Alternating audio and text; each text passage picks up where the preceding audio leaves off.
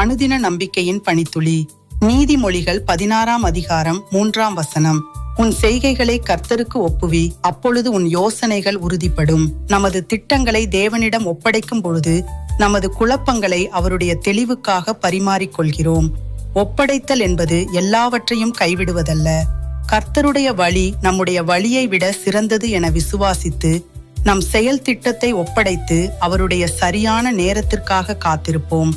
தேவனை முதன்மையாக வைத்து அவருடைய ராஜ்யத்தையும் அவருடைய நீதியையும் தேடும்போது நமது ஒவ்வொரு தேவையையும் சந்திப்பார். ஆகவே இன்று வாழ்க்கை நிச்சயமற்றதாக தோன்றினால் தேவனை நாடி அவரிடத்தில் சேருங்கள். அப்பொழுது அவர் உங்களிடத்தில் வருவார். அவருடைய பெலனும் வழிகாட்டுதலும் உங்கள் ஒவ்வொரு முடிவையும் கனவையும் சவால்களையும் வெற்றியின் வழிநடத்தட்டும்.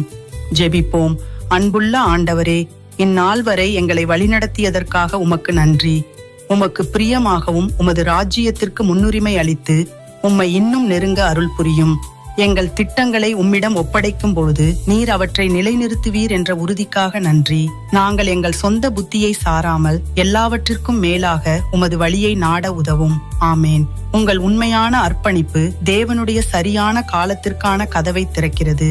அடுத்த அனுதின நம்பிக்கையின் பனித்துளி வரை எல்லாவற்றிலும் தேவனுடைய வழிகாட்டுதலை நாடுங்கள்.